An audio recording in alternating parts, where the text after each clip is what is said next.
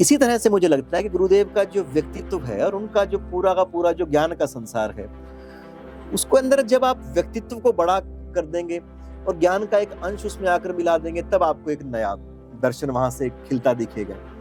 जब आप ज्ञान को बहुत बड़ा कर देंगे और उसमें एक पुट उनके व्यक्तित्व का डाल देंगे, तब एक नई तरह की अवधारणा वहां से जन्म लेगी।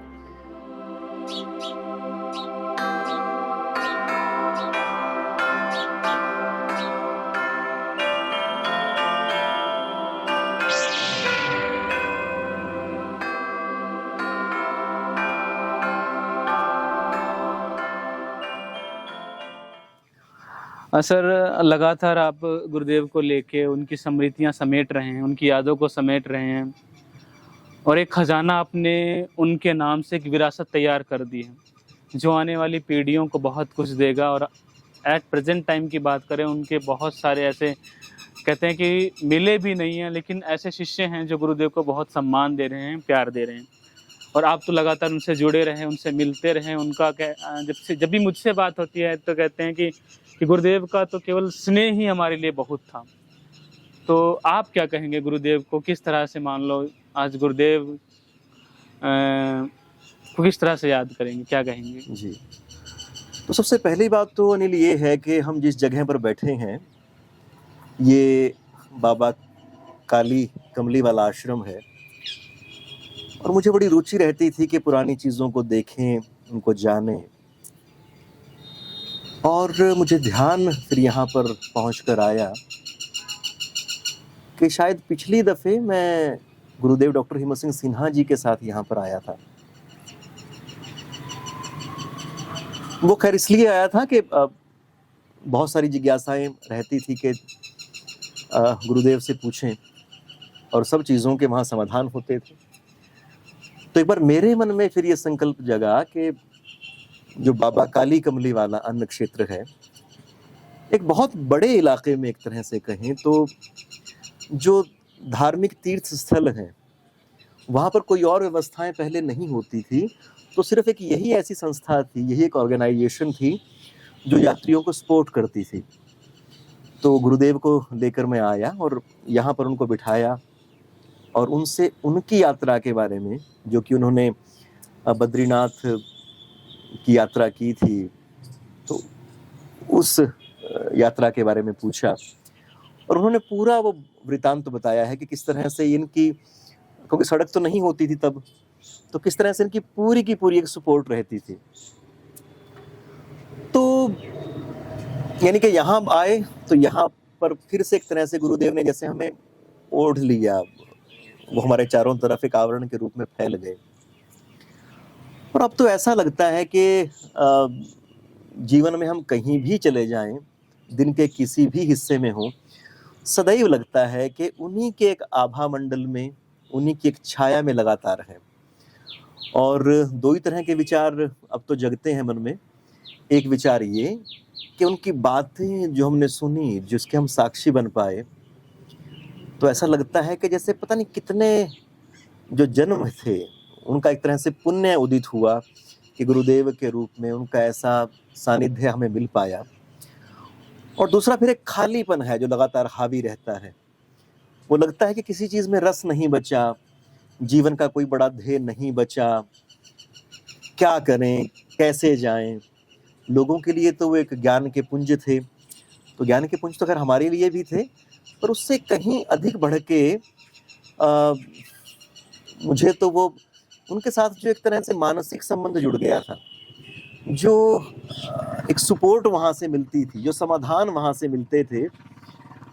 और सबसे बड़ी बात यह है कि जिस तरह से मैं अपने स्कूल के काज निपटा के गुरुदेव के पास जाता था, तो बहुत बार थके भी होते थे, तो पता नहीं गुरुदेव के सानिध्य में क्या होता था, वो क्या चीज़ उनके पास थी, वो क्या उनके आसपास की ऊर्जाएं किस तरह की थी, कि जब फिर वहाँ से हम उठते तो पूरी तरह से ऊर्जावान, पूरी तरह से प्रवाह में एक अलग ही आलोक से आलोकित हुए वहाँ से उठते थे।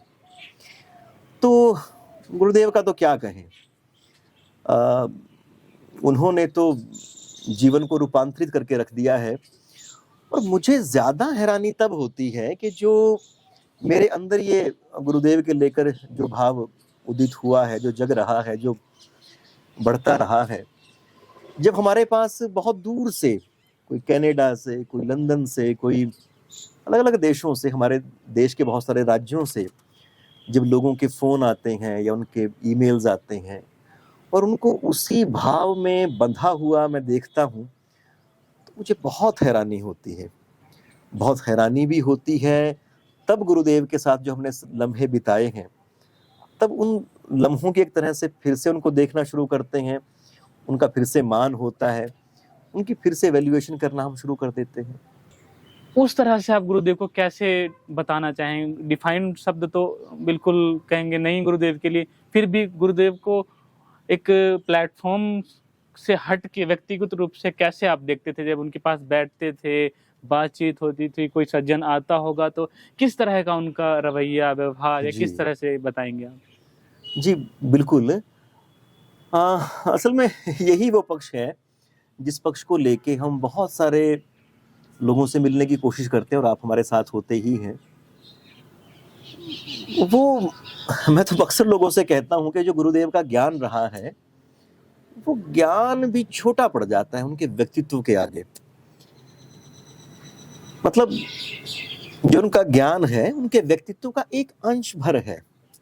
उसके अलावा वो तो विराट पुरुष हैं। अगर हमारी भारतीय संस्कृति में एक देव पुरुष के जितने लक्षण हो सकते हैं, उसमें औरों के लिए दया होती है, वो औरों के सेवा के लिए समर्पित रहता है, वो विरक्त भाव से जीता है, पर वो सदैव कर्मशील होता है, सदैव विद्या का अध्ययन करता है और जो कुछ मिला वो समाज को देता रहता है ना। गुरुदेव अक्सर गुरुदेव से पूछते थे कि गुरुजी देवता कौन है? तो गुरुदेव कहते थे कि देवता वो है जो समाज से ले कम और उसको दे ज्यादा। एक व्यक्ति कौन है जो समाज से जितना लेता है उतना वापस करता है, और राक्षस कौन है जो समाज से लेता अधिक है और देता बहुत कम है। तो इस तरह से देखें तो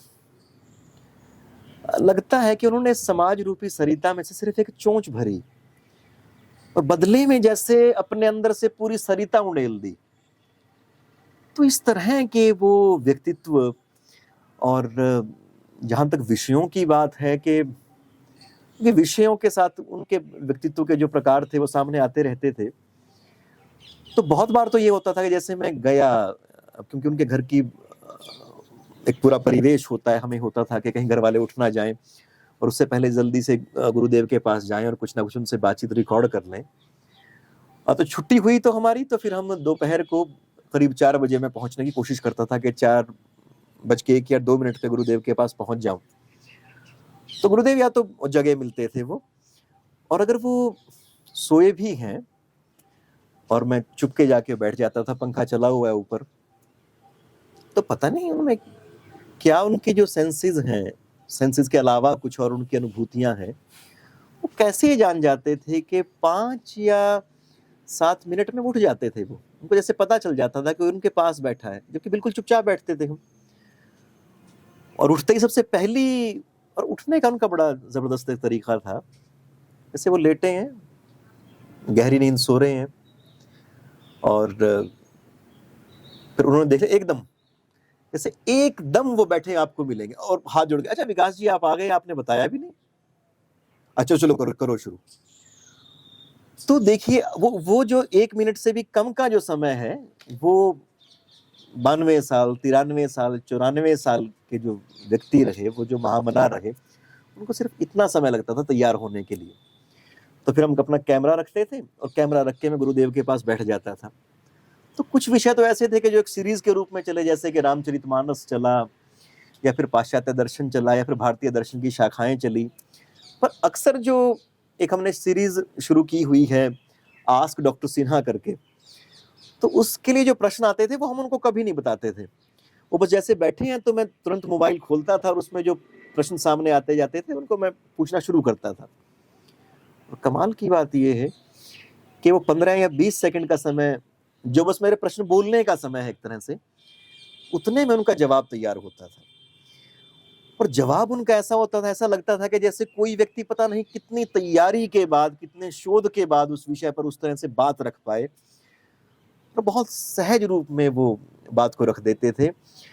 और देखिए, आप किसी व्यक्ति से 1 दफे मिलते हैं, 2 दफे मिलते हैं, 20 दफे मिलते हैं, 100 दफे मिलते हैं, तो ये होता है कि आदमी की एक सीमा आ जाती है ना, कि आदमी ऐसी ही बात करेगा। पर गुरुदेव की हैरानी ये बात करती थी कि हर बात में कुछ ना कुछ वो ऐसा डाल देते थे कि जिससे उस विषय की जो वैल्यू है बहुत अधिक बढ़ जाती थी। अच्छा, कई बार ऐसा भी होता था, हालांकि जो बाद में जो कुछ लोग थे उस बात का हमें ध्यान दिलाते थे। वो ये कहते थे कि गुरुदेव ने यहाँ पे इस फैक्ट को गलत बोल दिया। अब उनकी भी एक तरह से, हालांकि लोगों को हैरानी होती थी कि इतनी बड़ी अवस्था में लगातार 1 घंटे तक वो बोले जा रहे हैं और इतनी टेक्निकल टर्म्स का वो इस्तेमाल कर रहे हैं, इतिहास के सन उनको एकदम सटीक याद हैं। तो फिर भी मान लिया कई बार कोई शब्द या कोई साल 1-2 इधर से उधर हो गया, मान लिया, पर बाद में जब वो उस पूरी बात को सम अप करते थे, जब उसको वो समेटते थे, तो वो इस तरह से समेटते थे कि उसमें एक वैल्यू आ जाती थी, उसमें अर्थ खिल उठता था, और तब लगता था कि वो जो एक हिस्सा था वो कहीं छोटा रह गया, और इन्होंने उस बात को बताते हुए अपनी तरफ से जो बात कही है वो उससे भी बड़ी है, उससे भी जरूरी है। तो ऐसे बहुत सारे अनुभव रहते थे। तो और मतलब 4 साल या 4.5 साल जितना भी मैं समय गुरुदेव को देख पाया, मुझे एक दिन क्या, एक लम्हा भी ऐसा याद नहीं आता जब उन्होंने कहा हो कि भाई मैं थका हूं, या मेरा मूड नहीं है, या फिर वो कम तैयार मिले हों। सदैव एक ही तरह के मूड में, एक ही तरह की तैयारी में, एक ही तरह के भाव में सदैव वो मिलते रहे। थोड़े बहुते बुखार भी हुआ, उसकी उन्होंने कभी परवाह नहीं की। जी। मतलब इतनी सारी स्मृतियां हैं जो एकदम से याद हो आती हैं कि आपने स्मृति माला गुरुदेव के नाम से चलाई, जी और जब आप लगातार मिल रहे हैं लोगों से, लोगों ने बहुत सारी ऐसी बातें कही कि एक व्यक्ति के बारे में कहना तो बिल्कुल असंभव है, मतलब व्यक्तित्व के बारे में ही कहा जा सकता है, और गुरुदेव यकीनन व्यक्तित्व ही थे। आप किस तरह से देखते हैं कि इतने सारे लोग और उनको जैसे कि परिवार से भी ज़्यादा समझते थे, जिससे भी बात करो वो कहता था मेरे गुरुदेव, मेरे, बिल्कुल मतलब हर किसी के लिए मेरा ही निकल रहा था। तो आप गुरुदेव में ऐसी कौन-सी प्रतिभाएँ देखते थे? ऐसी कौन-सी चीज़ें थी कि हर एक व्यक्ति को, किस धर्म से है, किस जाति से है, कहाँ का रहने वाला है, कोई उत्तर प्रदेश से, गुजरात से है, आपने बताया कि ऑस्ट्रेलिया, और बहुत सारे ऐसी जगहों से उनके लिए मैसेज आए। वो कौन-सी चीज़ें थी? आप क्योंकि लगातार उनसे मिलते थे, रोज़ाना मिलना होता था, तो कौन-सी चीज़ें थी जो गुरुदेव से उनको जोड़े रखती थी? उसमें शायद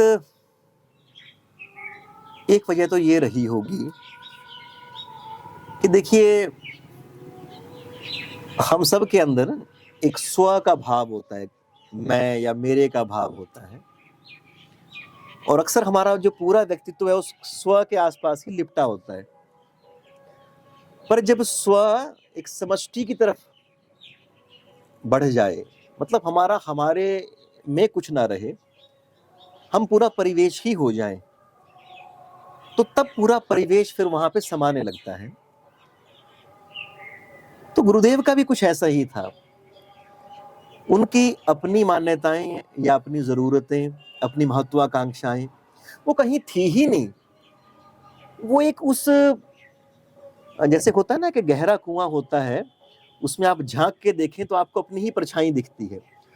तो गुरुदेव उस एक कुंड के जैसे थे, जो भी व्यक्ति उसमें झांकने आता तो उसमें अपनी ही परछाई पाता। तो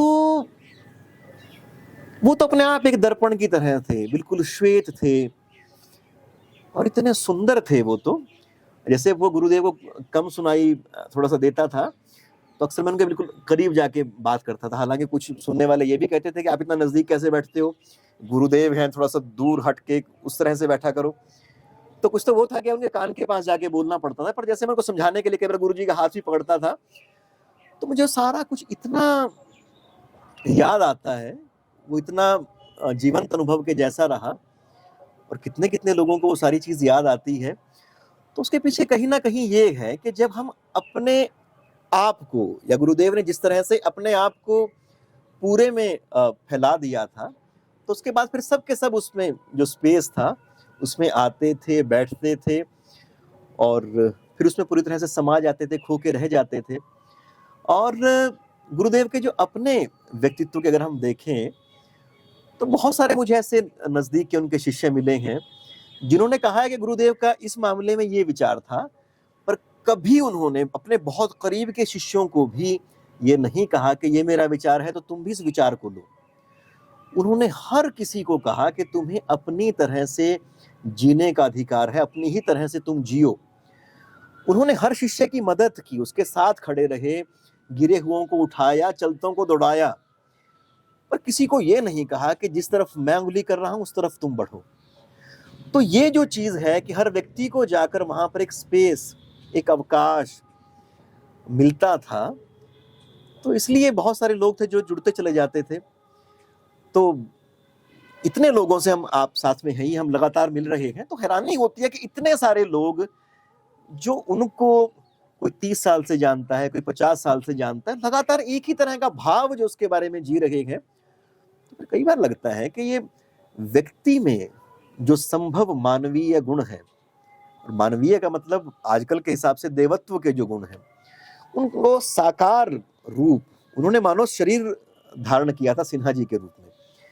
अब हो सकता है बहुत सारे साधु महात्मा देवता पुरुष रहे, बाबा नानक रहे, दयानंद सरस्वती जी रहे, भगवान राम रहे, श्री कृष्ण भगवान हुए, तो सबके सब हुए, तो आज वो एक बहुत बड़ी प्रतिष्ठा के रूप में स्थापित हैं, पर उस समय उन्होंने एक आम व्यक्तियों के बीच में जीवन जिया होगा। तो हम यही सोचते हैं कि भाई वो गुरुदेव ने क्या कोई सीमा छोड़ी है जो उन्होंने नहीं छुई हो व्यक्ति के तौर पे। और अब तो खैर उनका पहले शरीर था, शरीर के ऊपर वो आबद्ध थे, और जब वो शरीर से मुक्त हुए हैं तो लगता है कि बिल्कुल वो पूरे भूखंड में फैल गए हैं। तो बिल्कुल ऐसा ही लगता है बारंबार बारंबार कि उनके अंदर अपना कुछ कहीं रुकावट थी नहीं।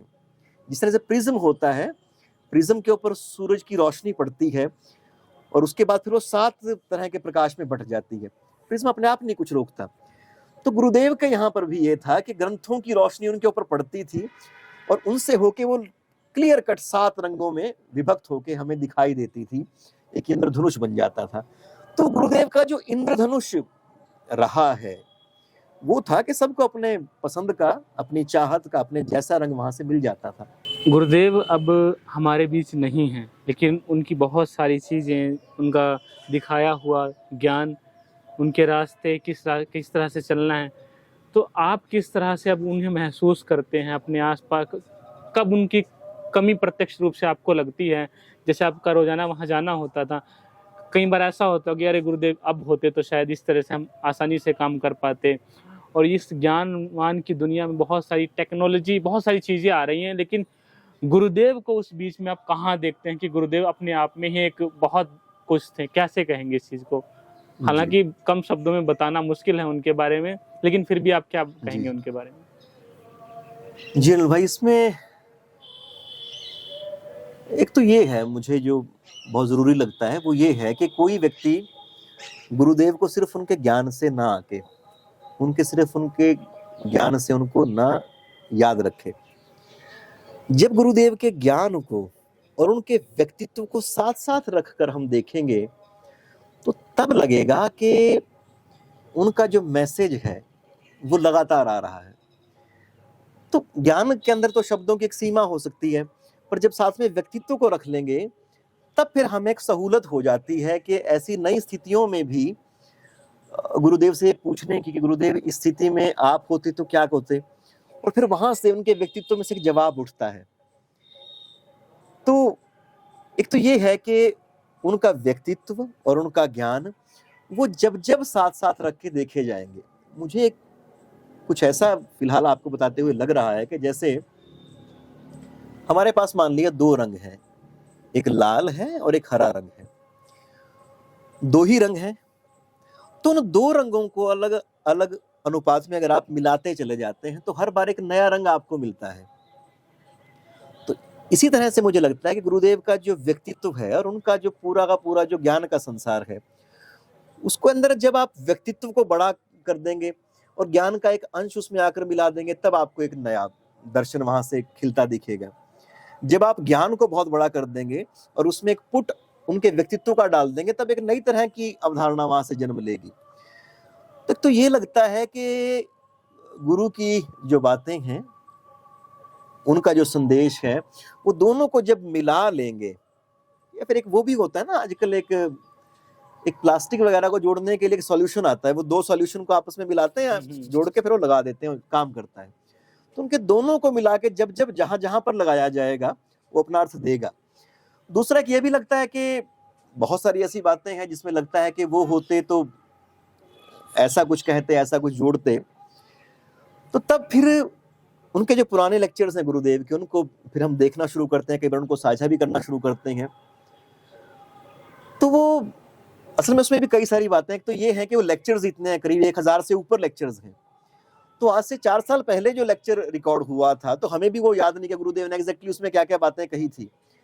तो अब जब दोबारा उस लेक्चर को सुनते हैं तो लगता है कि जैसे ये चीजें दोबारा से एक तरह से हम सुन रहे हैं, पर ऐसा लगता है जैसे पहली बार इनको सुन रहे हैं। एक तो उनकी बहुत सारी चीजें जो वो कहना चाह रहे हैं, तो उनके अलग अलग लेक्चर्स में किसी ना किसी रूप में विद्यमान है। जैसे कि मुझे अभी भी ध्यान है कि कल रात किसी ने एक मैसेज किया कि आपसे गुरुदेव ये मेरा प्रश्न है, तो उसके नीचे किसी और व्यक्ति ने जवाब लिखा कि गुरुदेव अब नहीं रहे, अब इन प्रश्नों के जवाब आपको गुरुदेव के जो पहले बोले हुए लेक्चर्स हैं उनमें से ढूंढने पड़ेंगे, यानी कि हमारा थोड़ा श्रम बढ़ जाएगा, पर जवाब तो वो सब के सब वहां पे हैं। तो मुझे तो ये बहुत पूरी तरह से यकीन है कि जिस तरह से हर धर्म का, हर संप्रदाय का एक पूरा दर्शन, पूरी फिलॉसफी है, तो गुरुदेव का भी, हालांकि ये कहना तो बहुत गलत होगा कि उनका पूरा ज्ञान क्या है, ज्ञान का एक बहुत छोटा सा अंश हम ले पाए, पर फिर भी एक उसमें पूरा का पूरा दर्शन उनका झलकता है। इस दर्शन को हम जब लोग अपनी तरह से लेते हैं, धारण करते हैं और उसको व्यवहार में लाते हैं, तब वो नई नई अर्थ हमें देता है, नई नई स्थितियों में नए नए वो अवसर खड़े करता है।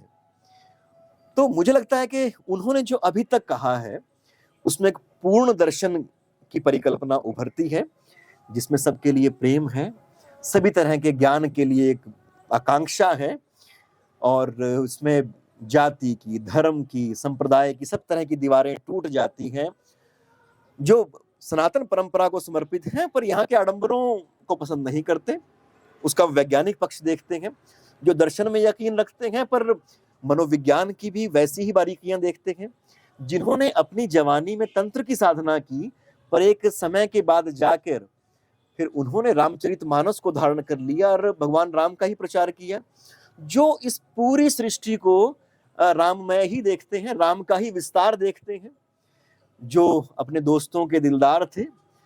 हमारे शहर में कितने ही ऐसे लोग हैं जो उनको पिता तुल्य नहीं, पिता ही कहते हैं। कोई रिक्शा चलाने वाला बच्चा, कोई कहीं स्टेशन पर भीख मांगने वाला बच्चा, उन्होंने पकड़ा, अपने पास रखा, और उसको ऐसा नहीं कि एक इनिशियल सहारा दिया हो, जब तक वो अपने मकाम तक ना पहुंच गया।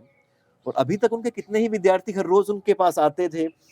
तो उन्होंने जिस तरह से गुरुता को जिया है वो अद्भुत रहा। जो लोग गुरु जी से जुड़े थे, क्योंकि बहुत सीमित लोग, तो मैं ये कहूँगा कि गुरु जी से पक्ष जो डायरेक्टली जुड़े हुए थे, लेकिन आप प्रत्यक्ष रूप से भी गुरु जी से बहुत सारे लोग जुड़े हुए थे। अब गुरु जी के बारे में जानना चाहते हैं और बहुत सारी उनकी वीडियोस देखते हैं और लगातार वो कमेंट भी करते हैं। मैं अगर ये कहूँ कि भाई मैं इसको कर पाया, ये तो बड़ा बेवकूफ़ी वर्गा मामला होगा। असल में ये है कि हमें एक छोटा सा अवसर मिला, हम वहां पर बैठ पाए और उसका छोटा सा एक माध्यम हो पाए। वस्तुतः तो गुरुदेव को अपने अनंत शिष्यों के साथ संवाद करना था। मैं नहीं होता तो कोई और व्यक्ति, वो जो सृष्टि है, वो जो विधाता है, वो जो होनी है, वो अपने आप किसी ना किसी व्यक्ति को वहां पर एक माध्यम बना के भेजती। हमारे लिए तो सबसे बड़ी बात है कि हम उस तरह से एक अंश में छोटा मोटा जो भी है माध्यम हो पाए। दूसरा एक ये है कि हमारे पास जैसे बहुत सारे लोग हैं, अलग अलग तरह से वो काम कर रहे हैं, हमें बड़ी हैरानी होती है। एक दिल्ली में एक लेडी हैं, उन्होंने क्या किया कि गुरुदेव के जो लेक्चर्स हैं उनको सुन सुनकर उनको अंग्रेजी में लिखना शुरू कर दिया। तो शायद अगर वो संकल्प उनका पूरा हो पाता है तो गुरुदेव के जो लेक्चर्स हैं वो अंग्रेजी की किताब की शक्ल में सामने आ सकते हैं। ऐसे ही बेंगलोर में कालरा जी हैं, वहाँ पर वो रहते हैं, गुरुदेव के प्रति अनन्य श्रद्धा रखते हैं। तो उन्होंने जो उनके लेक्चर्स हैं उनको हिंदी में एक तरह से लिखवाना शुरू कर दिया है। तो बाद में उसको वो उनका कई बार फ़ोन भी आता है, तो हमने कहा कि आप अपनी तरह से देखें इसमें क्या कर सकते हैं। तो वो भी शायद एक किताब की शक्ल में सामने आएँगी चीज़ें धीरे-धीरे करके। एक ऐसे ही लंदन में एक सुनने वाली एक विदुषी हैं, अंजलि उनका नाम है। तो उन्होंने क्या किया कि गुरुदेव के जो लेक्चर्स हैं उनके इंग्लिश में सबटाइटल्स तैयार करने शुरू कर दिए हैं, और वो हमारे पास सबटाइटल्स भेजती हैं, वो हमें तरीका बताते हैं, तो हम उसको ऑन करके वो उसमें सबटाइटल इंग्लिश में आ जाते हैं। तो उनकी चिंता असल में ये थी कि जो उनके बच्चे विदेशों में रहते हैं, उन बच्चों को कैसे वो चीज़ें बताएँ, तो उन्होंने कहा कि इंग्लिश में अगर सबटाइटल होंगे तो इससे मदद मिलेगी। तो इस तरह से हमें ये लगता है कि बहुत सारे लोगों ने गुरुदेव के ज्ञान के प्रति एक अपने-अपने दायित्व को उठाया है, और मैं तो उन सबसे निवेदन करूँगा कि हमारी तो अपनी बहुत सारी सीमा है, व्यक्तियों के रूप में, संसाधनों के रूप में, कोई हमारे पास ऐसा समय भी बहुत सीमित रहता है, बहुत ज़िम्मेदारियों के बीच में। तो सब के सब लोग अपनी-अपनी तरह से आगे आएँ, वो बताएँ, वो सजेस्ट करें, वो निर्देशन दें कि आगे क्या-क्या किया जा सकता है। तो सबका एक साझा ये ज्ञान की परंपरा है, सबका मैं तो कहूँगा साझा दायित्व भी है, साझा अधिकार भी है इसके ऊपर। तो वो सब के सब लोग आएँ, इसमें अपना-अपना हिस्सा जोड़ें, इसमें बताएँ आगे कैसे किया जा सकता है।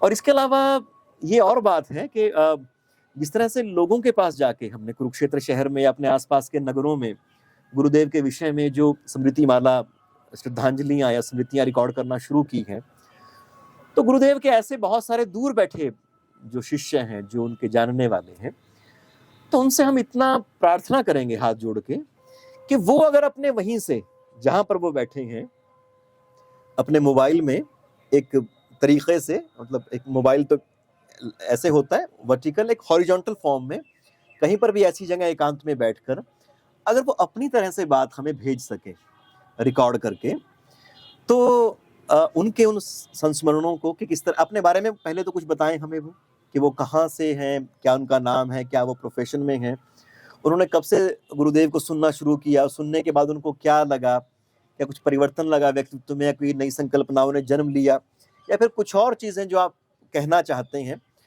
तो 5 से 10 मिनट का एक वो वीडियो बनाकर हमें और गूगल ड्राइव पे लिंक के रूप में हमें वो साझा करें, तो फिर हम ज़रूर उन सब वीडियोज़ को सब दोस्तों के साथ साझा करना चाहेंगे, क्योंकि वो तभी है, मतलब गुरुदेव की जो पूरी तस्वीर है उसमें बहुत सारे रंग हैं जो धीरे-धीरे करके भरे जाएँगे, तभी फिर वो खिलखिलाता चेहरा मतलब गुरुदेव का हमारे सामने स्पष्ट हो पाएगा।